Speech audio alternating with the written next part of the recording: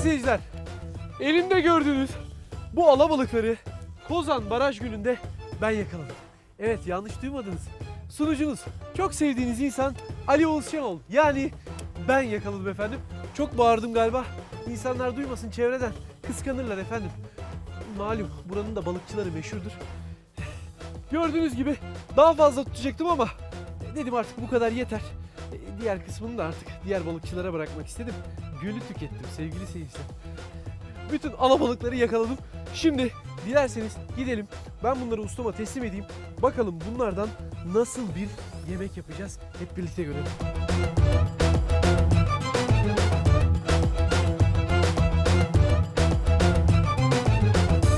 Bu mekan diğerlerinden biraz farklı. Geziyorsun. Yok işte her yerde her şeyin tadına bakıyorsun.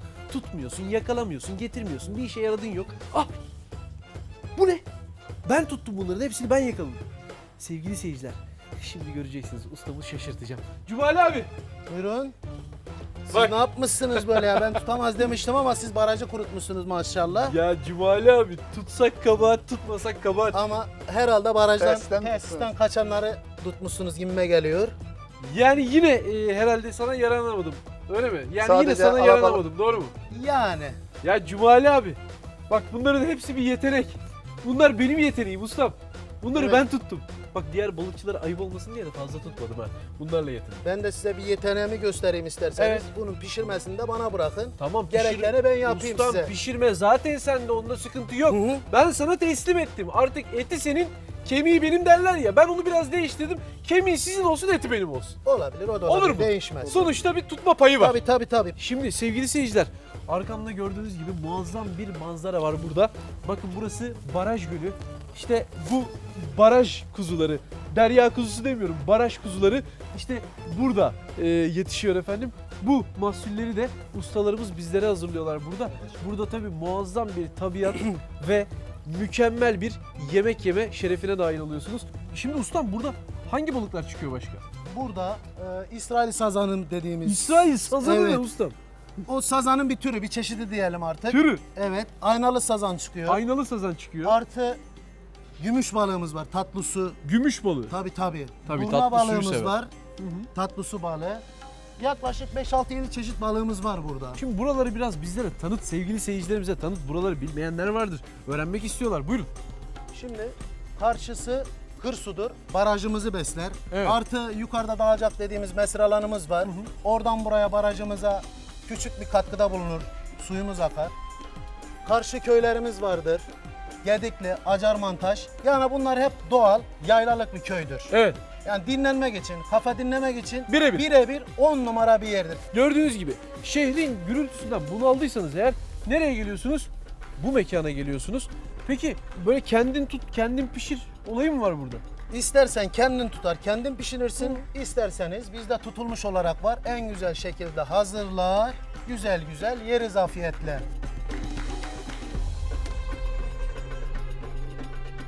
Ustam. Ustalarım. Ya neden demedin? Otur sen. Ben güzel tutayım, hazırlayayım, getireyim. Niye böyle bir şey demediniz ustam? Ben aşağıda 2 saatimi verdim ya. 2 saatimi verdim. Kendin pişir, kendin ye sandım ben buraları ya. Ama böylesi daha güzel olmuş. En azından emeğinizin karşılığını alacaksınız. Kandırıldım. Kandırıldım. Ama siz geldiğinizde tabii kandırılmayacaksınız efendim. İsteğe göre. Diyeceksiniz ki ben kendim pişirip kendim yemek istiyorum. Hay hay diyor ustalarımız. Kendiniz pişirip kendiniz yiyebilirsiniz. Ama diyorsanız ki ben şöyle kurulayım, bir kahve söyleyeyim. Hatta menengiç kahvesi değil mi? Buranın meşhurudur, o da güzeldir. Onun eşliğinde şöyle balıklarım pişsin, masama gelsin. Ben de hazır şöyle tabiata böyle bir bakayım. Arkamda güzel mi güzel köyler var. O manzaraya bir bakayım, seyredeyim diyorsanız amenna. Değil mi? Evet. O da mevcut. Peki benim karnım acıkmaya başladı. 2 saattir aşağıda savaş veriyorum. Şu gördüğünüz kuzuları tutmak için. Şimdi siz hangi çeşidini istiyorsunuz efendim? Yağda kızartmasını mı istiyorsunuz? Fırında kaşarlısını mı? Yoksa ceresini mi istiyorsunuz? Kafam karıştı ustam. Ne yapsak? Sevgili seyirciler, karar veremiyorum. Ustam sen bize senin eline yakışan, en çok yakışan neyse bana onu yap. Tabii olur. Hep beraber mutfağa geçelim isterseniz. Nasıl hep beraber mutfağa gideceğiz? Ben oturacaktım ya, keyfini yapayım ya. Buyurun. Çalıştım. Beraber geçelim. 2 saattir aç. Ama emek verdiniz sonuçta. Buyurun isterseniz geçelim beraber. Geçelim ustam, geçelim.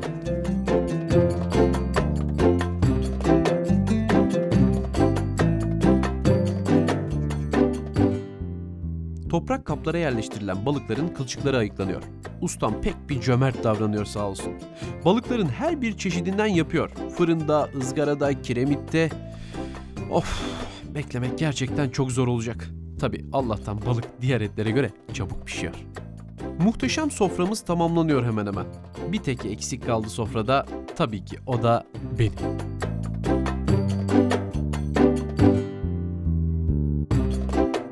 Sevgili seyirciler, Toros Dağları'nın eteğinde, Kozan Barajı'nın önünde muhteşem bir mekandayız. Ve az önce gördüğünüz gibi balıklarla gelmiştim buraya. Ustama da o balıkları teslim etmiştim. İşte o balıkların son hali. Adem abi gel, göstermek istiyorum. Buyurun efendim. Benim tuttuğum o gölde gezen, hani kuzu diye tabir ettiğim cıvıl cıvıl balıklar ne hale gelmiş görüyorsunuz efendim. Muhteşem gözüküyor. İnsanın böyle ağzının suları akıyor. Ustam kusura bakma ama gerçekten ellerine sağlık, müthiş yapmışsın. Parmaklarımı yiyesim geldi şu an görünce. Ve tabii sevgili seyirciler, yanımda benim Kozan'daki mihmandarım, rehberim, sağ kolum var, Adem abim var. Adem abim sağ olsun bizi Kozan'daki bütün mekanları gezdiriyor. Bu muhteşem lezzetleri bize tattırıyor. Çok teşekkür ederiz sana da. Gerçekten. Birazdan bana eşlik edeceksin sanırım. Şimdi yanıma dönmek istiyorum hemen. Ustam, bizler için ne yaptın? Biraz önce tutmuş olduğunuz balığı kaşarlı balık olarak fırında, Evet. yağda kızartma olarak, Kaşarlı balık. evet, ve ayrıca bu da cerede bir balığımız. Cerede mi deniyor buna? Evet, cerede diyor. Bunun ismi burada mı cerede? Burada cerede. Burada cerede deniyor. Tabii pişirme tarzı. Evet. Farklı bir pişirme tarzı var. Muhteşem gözüküyor gerçekten. Benim önümdeki ama en ilgi çekici olan bu tabii ki. Sevgili seyirciler, kaşarlı balık. Kaşarları erimiş üzerinde. Ben anlatıyorum ama gel Adem abi. Gel seyircilerimiz de bunu görsün. Şöyle bir göstermek istiyorum. Mis gibi de bir yağ var üzerinde. Tereyağı var içinde. Tereyağı ile pişmiş bir balık var Evet. burada. Muhteşem gerçekten. Bir de mezelere geçelim efendim yanındaki. Bunlar nedir? Bu nedir ya? Bu süzme yoğurdumuz. Bu nasıl süzme yoğurt?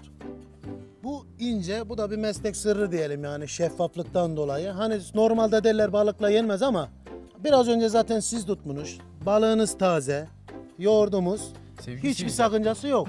gördüğünüz gibi ustam bana gıcığı kapmış. Az önceki saygısızlığımdan dolayı. Tabi burada balık tutup geldim. Burada daha önce insanlar geliyormuş. Böyle sipariş veriyorlarmış. Ustalarım buradan, balıkçılardan balığı alıp pişirip onlara servis yapıyorlarmış. Beni kandırdılar. Ben önce geldim, balık tuttum 2,5 saat. Sonra geldim, ustalarıma verdim onları. Bir eziyetini çektim. İşte oradan bana kıl kapmış, gıcık kapmış. Balığın yanında bana ne yediriyor ya? Süzme yoğurt yenir mi balığın yanında? Adem abi yenir mi? Taze olduğu sürece yenilebilir. Problem yok. Sevgili seyirciler, duyduğunuz gibi evet, işin şakası bir yana, balık taze olduğu sürece süzme yoğurt yenir ama buna tabii süzme yoğurt demek imkansız. Bakar mısınız? Burada bir sanat var. Burada bir el işi var efendim. Göstermek istiyorum. Bu da ustam diyor ki bu da benim sırrım diyor. Bunun sırrını vermiyor. Ama tabii bunların sırrını verebiliriz değil mi? Tabii verebilirsiniz. Bunların pişirme tarzları kolay. Tabii bunları verebilirsin. Basit. Yoğurdu verme diyor ustam bana. Olmazsa olmaz balığın yanında ne gider? Şalgam gider. Tabii. Değil mi ustam? Tabii. Peki Adem abi başlayalım mı? Nasıl üzülüyorum? Peki. Ustam başlayalım mı? Tabii buyurun. Afiyet Ustam olsun. seni unuttuk. Başlayalım mı? Başlayalım.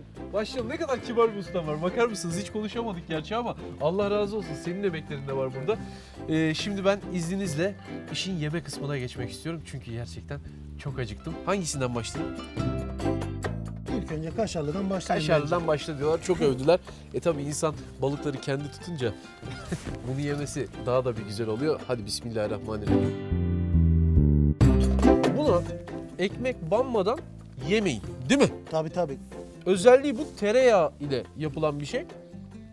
Kılçıkları Hemen. alınmış bir şekilde gönül kılçık da rahatlığıyla yok. yiyebilirsiniz. Harika. Gerek yok ustam. Kılçık da olsun. Biz her türlü yeriz. Adem abi müthiş. Afiyet olsun. Müthiş.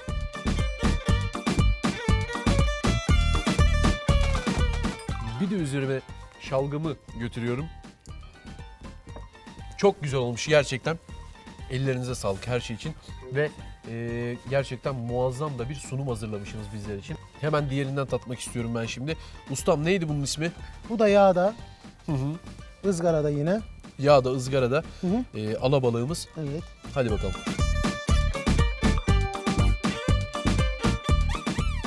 Gerçekten güzel.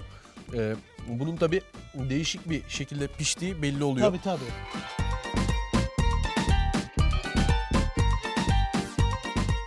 Biraz da bundan alayım mı? Buyurun. Evet.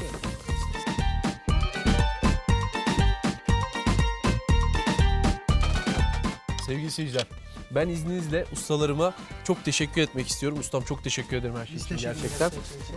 Adem abi sana da çok teşekkür ediyorum. Biz teşekkür ederiz. Bizi böylesine güzel mekanlarla burada ağırladığın için. Sevgili seyirciler, Adana, Kozan'a geldiğinizde ne yapıyorsunuz? Baraj Gölü üzerindeki bu muhteşem mekana geliyorsunuz. Bu birbirinden güzel lezzetlerin doyasıya tadına bakıyorsunuz diyorum ve izninizle ben bunlara yumuluyorum. Hadi bakalım. Kimse tutmasın beni. İnanın bu enfes kokularla sabretmek çok zor oldu benim için. Ama ne demişler? Sabrın sonu selamet. Şimdi tatma zamanı.